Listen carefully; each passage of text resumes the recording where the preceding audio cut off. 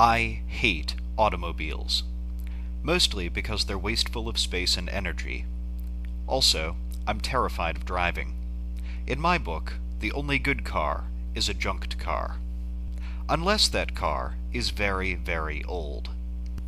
If people still drove Model T Fords and the highest speed limit was 45 miles per hour, I would probably drive every day. Which is why I was interested in the Vintage Grand Prix, an annual gathering for old car enthusiasts.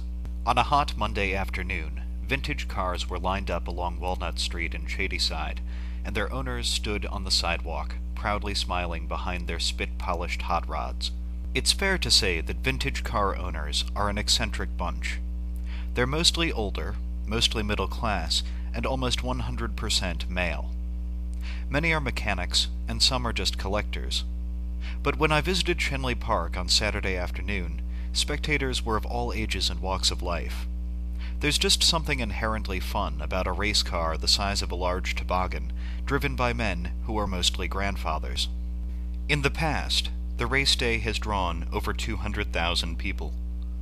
One of the biggest challenges is getting the cars to Pittsburgh. Drivers come from across the country, and every state regulates vintage cars differently. Most of these models are forbidden on the interstate, so they're transported cross-country in specialized trucks. I visited the day before the big race, and not much was going on. Drivers idled along Schenley's wide streets, and visitors watched quietly from the sidelines. The park was full of campers and tents, and cars occasionally rumbled down the pavement. But few people spoke, as if out of reverence for this rolling museum, a caravan thundering through time.